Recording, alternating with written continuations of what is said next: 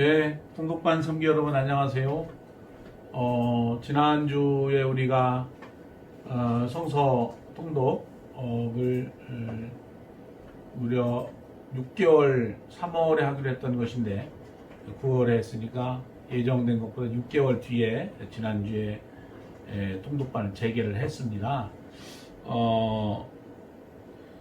오늘은 이제 지난번 거에 이어서 오늘 하게 되면 제가 보니까 오늘 공부를 하면 그 구약을 다 마치게 되겠더라고요. 그런데 지난주에 이제 갑작스럽게 하니까 몇 분은 좀 시부님 지난번에 작년에 했던 내용들이 다 생각이 안 나서 너무 좀 이렇게 어려웠습니다. 그래서 제가 오늘은 짧게 구약의 우리가 작년에 배웠던 부분들 아주 짧게 한번 복습을 해보고 오늘 분량을 진행을 하도록 하겠습니다.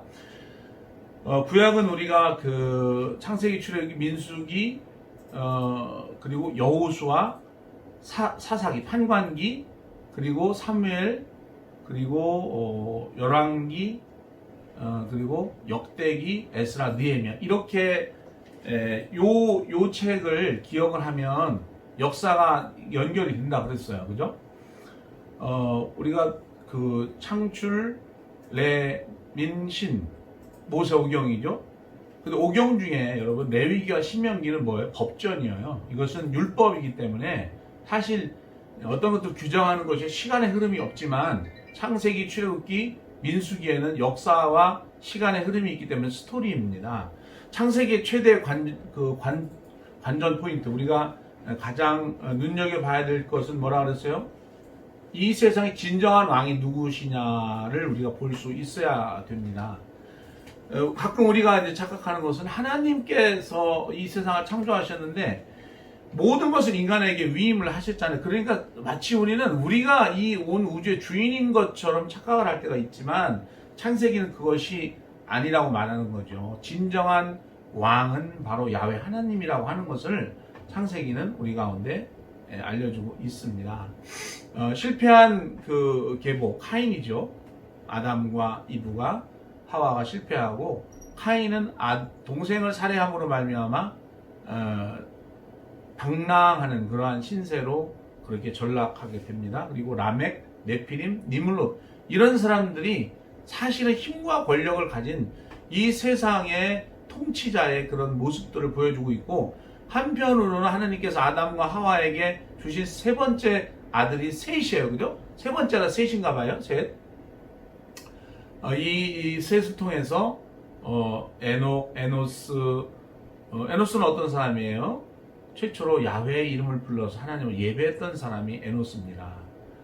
그리고 노아가 있지요. 노아는 하나님이 이 세상을 만드신 것을 후회하던 그 시대에도, 그래서 이 세상을 멸망시키려고 작정을 하셨어요. 그럼에도 그 시대에도 노아만큼은 정말 하나님 앞에 올바르게 흠이 없는 그런 사람이었더라. 그렇게 이제 성서는 노아를 높이 평가하고 있습니다. 그리고 노아의 세 아들 셈, 함, 야벳.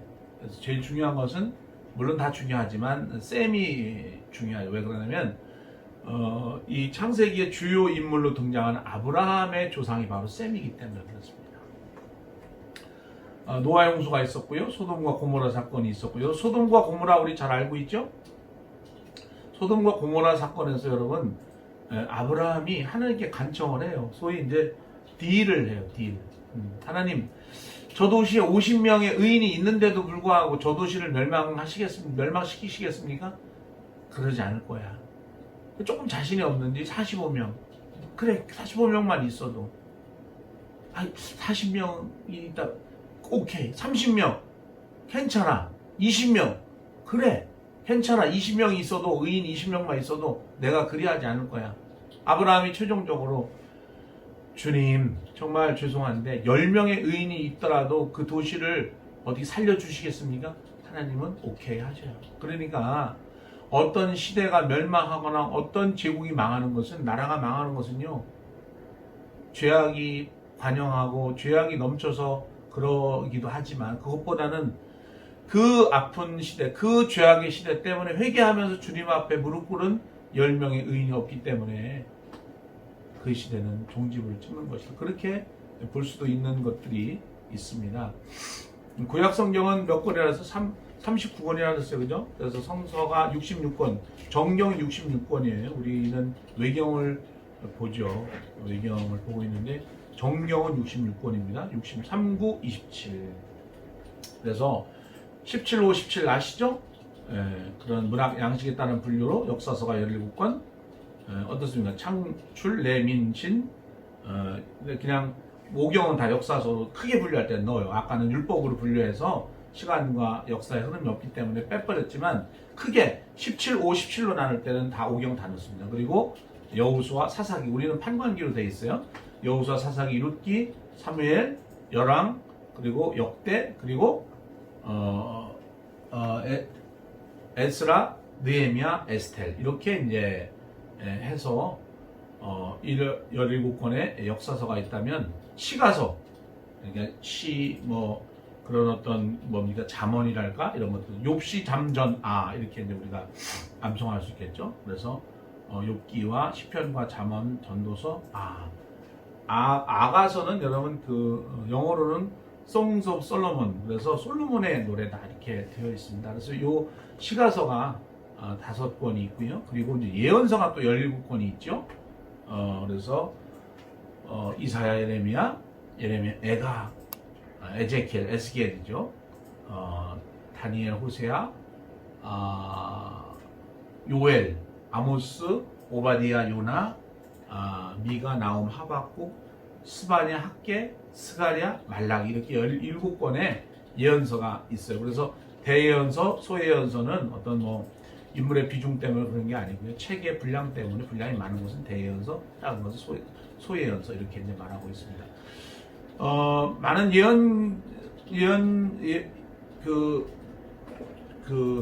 선지자들, 예언자들 중에 북이스라엘에서 활동한 사람들 많지 않아요. 호세아, 아모스, 요나 요 세 사람 말고는 모두가 다 남유다를 위해서 예언했던 그런 사람들이죠.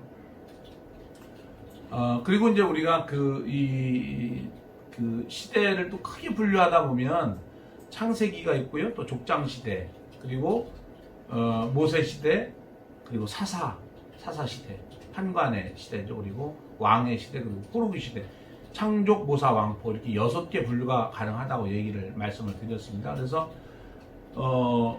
포로기에 보면 에스겔, 다니엘, 학개, 스가랴, 말라기 이렇게 있고요. 그리고 여러분 298페이지 그림을 보시면 그 그림에, 그 물고기 그림에 분류가 잘 되어 있습니다. 솔로몬 이후에 여로보암과 르호보암으로 갈리는 건 너무나 잘 아시죠. 그리고 성서는 여러분 그렇게 북이스라엘에 대해서 우호적이지 않아요. 북이스라엘은 누굽니까? 그 여로보암, 솔로몬의 신하였던 여로보암이 역성혁명을 일으킨 거예요. 고대 왕조는 어떻습니까? 그 왕위를 계승하는 것은 혈통입니다.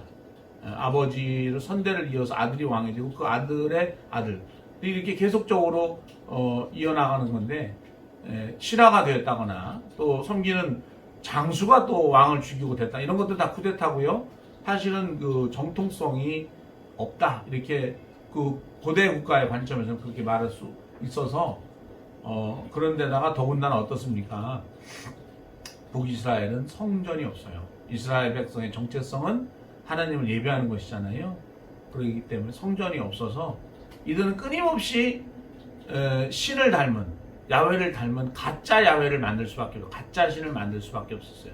그러니까 그들이 끊임없이 우상을 만들 수밖에 없었던 이유는 자신들 안에 없었던 그 참된 그 예배 공동체로서의 정체성을 지니지 못했기 때문에 산당을 짓거나 우상을 숭배하거나 이런 일에 끊임없이 몰두함으로 하나님의 지속적인 미움을 사는 그런 것이 북이스라엘의 스토리입니다. 반면에 남유다는 비록 아들인 르호보암이 좀 떨어지는 왕이었어요. 그 잘못된 신하들의 그 가난을 물리치고 아버지 왕 때 사실은 백성들은 엄청난 그런 노역과 세금 징수에 시달려야 했어요. 초기에 솔로몬은 굉장히 지혜로운 왕이고 잠언도 썼고 또 전도서 그리고 아가서 이런 것들을 다 쓸 정도로 총명한 그런 왕, 정말 야훼 하나님의 사랑을 받는 왕이었지만 저가 세월이 흐르면 흐를수록 그런 어떤 이 세상의 향락에 빠지고 하나님을 예배하는 것을 게을리함으로 말미암아 세속화의 어떤 그런 극한을 달리면서 비극적인 그런 삶을 노년에는 그렇게 살지 않습니까? 여러분 교재 304페이지로 한번 가볼까요? 304페이지로 가면 여기에는 어떻습니까? 느부갓네살의 그 3차 침공이 나타납니다. 그래서 여기에 그 이제 이것이 이제 그 거의 유대의 마지막 시기쯤이에요. 3차 침공을 통해서 유대는 완전히 멸망하게 되고요. 그리고 이때 예레미야는 그 비가 슬픈 노래를 부릅니다. 그때 당시 등장했던 인물은 요하난이라고 하는 사람이고, 이 사람이 이집트로 갈 때 예레미야도 함께 요하난을 따라서 이집트로 피신하게 되죠. 이집트에 일종의 망명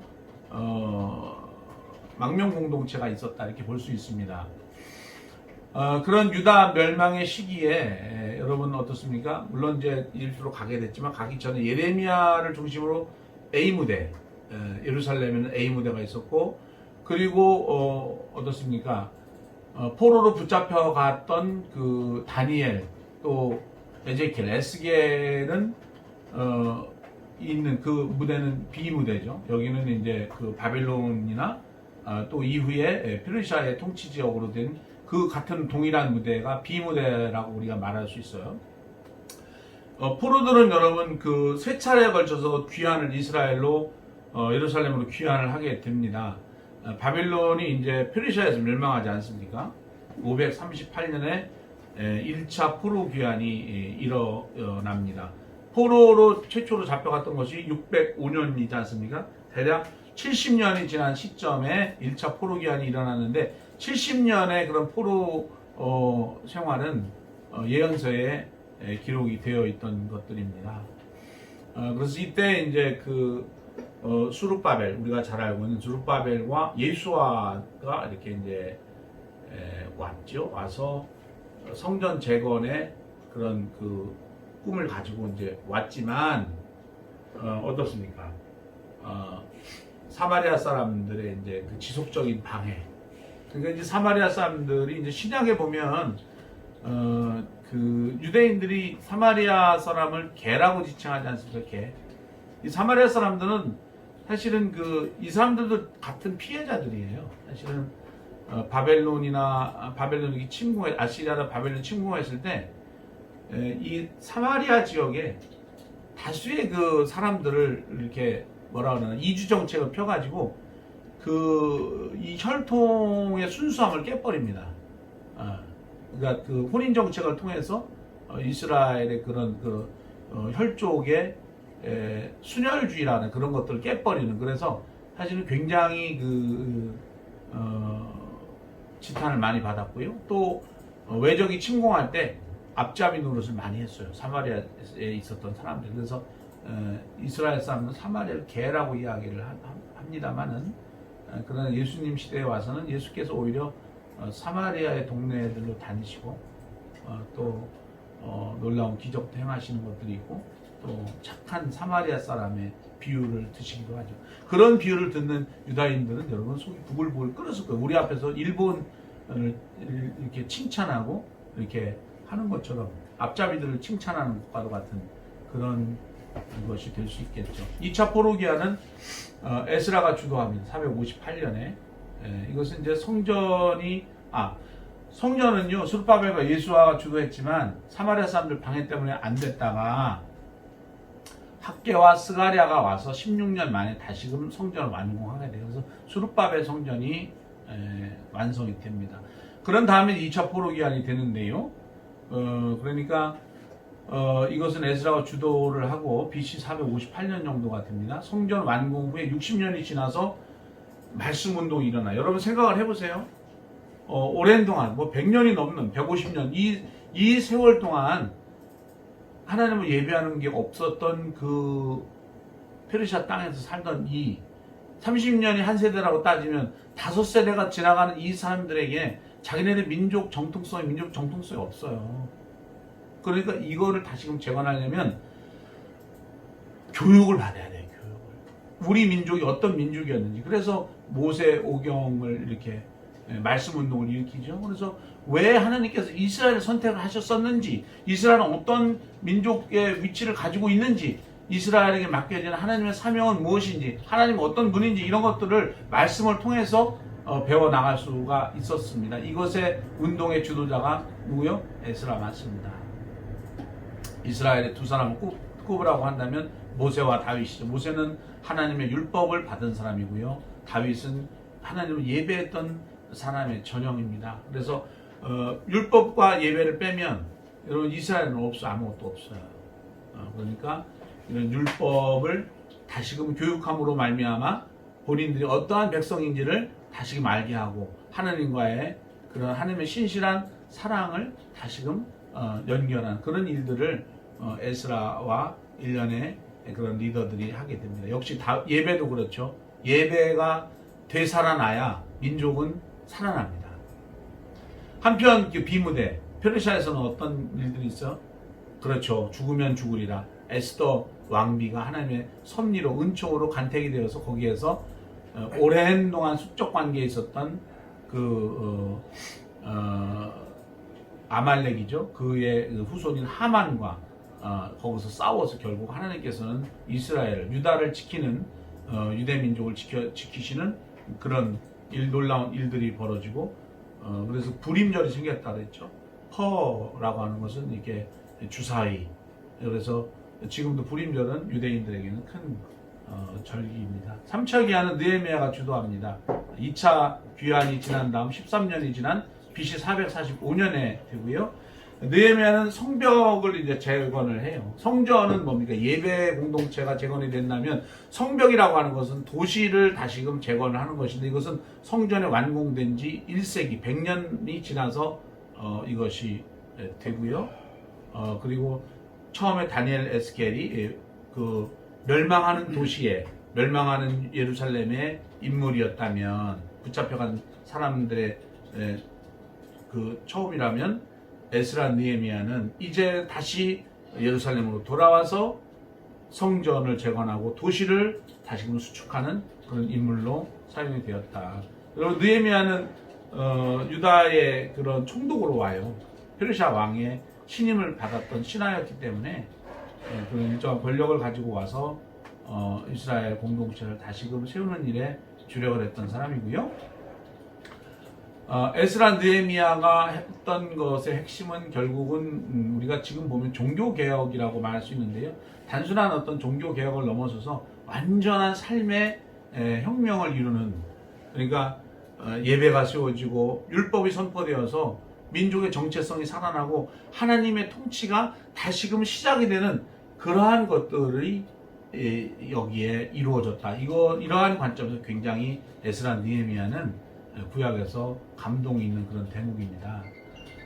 느헤미야의 활동이 느헤미야가 활동한 지 10년이 지나서 말라기가 이제 나타나죠. 말라기는 마지막 선지자예요. 말라기는 무슨 창세기 출애굽기 그런 기록이 아니고요. 말라카이라고 하는 사람, 말라기 인물 사람 이름이에요. 이 사람은 엘리야 선지자가 올 것이라고 하는 걸 노래를 해요. 그래서 다윗의 나라가 이루어질 것이다. 그런 얘기를 하고 하나님의 나라는 영원토록 지속이 된다.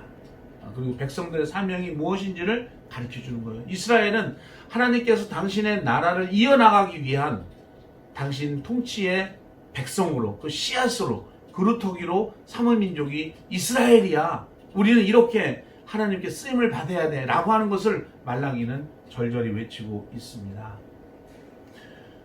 그런 다음에 이제 말라기 다음에 400년간 하나님의 묵시가 사라지고 말죠. 400년이 지난 다음에 이제 복음이 선포되죠. 그리스도 예수의 메시아의 오심과 그 복음이 선포되는. 그래서 여러분 그 구약에서 400년, 그죠? 요셉의 아버지 야곱과 더불어서 온 형제와 가족이 이집트로 간 지 400년 만에 그 고통의 시대 가운데 400년 만에 하나님께서 백성들의 부르짖음을 들으시고 모세를 보내서 그 400년의 그 고통과 침묵의 시기가 있었다면 이 말라기와 신약의 사이에 이 400년 또 다른 400년도 역시 그런 묵시와 기다림의 시간이었다. 어찌 보면 하나님의 역사는 그 스케줄이 우리에게 없어요. 온전히 주님께 있고 또 기도와 기다림과 오랜 인내의 시간이 찼을 때 하나님의 나라가 다시금 우리 가운데 확연하게 드러나는 그런 것들이 있지 않겠나. 여러분, 우리가 기도할 때 응답이 없거나 그럴 수 있죠. 그러면도 꾸준히 기다리고 또 기다리고 기도하면 하나님께서 반드시 역사하시고 당신의 통치 방식 안에 우리를 초대하시는 줄 믿습니다. 오늘 이렇게 하면 구약은 다 끝나는 것 같아요. 여러분, 그 성경 우리 연대기 성경 읽는 거 다 진도 안 나가셨어도 괜찮아요. 여러분들 개인톡으로 저에게 여러분들 어디까지 읽으셨는지 좀 주시고요. 그러면 제가 어떻게 하실지를 알려드리겠습니다. 그리고 다음 주부터는 산뜻하게 우리가 신약으로 넘어가고 그냥 못 읽은 건 그냥 제가 대체적으로 권고하는 건 그냥 두시면 될 것 같아요. 그리고 어디를 좀 읽어야 될지를 제가 저희 개인톡을 주시면 개별적으로 좀 찝어드리고 또 시간을 좀 더 나중에 할애해서 다시금 읽으면 또 생각이 날 겁니다. 오늘은 여기까지 하고요. 기도하고 마치도록 하겠습니다. 사랑하는 주님, 이스라엘 백성이 말씀과 예배로 포로 시대에서 돌아와 당신의 나라를 재건하는 백성들로 그렇게 또다시 세움을 받게 됩니다. 하나님, 우리의 삶에 그리스도 예수를 통해서 구원받은 성도요, 참으로 하나님 나라의 씨앗인 우리들로 하여금 당신의 말씀이 늘 충만케 하시고 또 당신을 예배하고 높이고 또 하는 그러한 일에 우리가 최선을 다할 수 있도록 하시고 정말 뭉치면 죽고 흩어지면 살게 되는 이 코로나19의 역설의 시대에 어떤 예배가 주님을 기쁘시게 하는 것인지 참 지혜를 주셔서 이 땅의 교회가 주님 보시기에 합당한 예배를 드리는 그런 교회가 될 수 있도록 주장하시고 또 안전하게 가정에 머물며 온라인으로 또 함께 연구하고 함께 나누는 이 시간 축복하셔서 참여하는 모든 3기 사랑하는 우리 교우들 가운데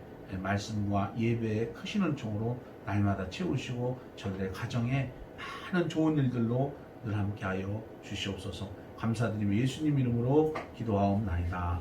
아멘. 네, 여러분 감사합니다. 다음 주에 또 뵙도록 하겠습니다. 감사합니다.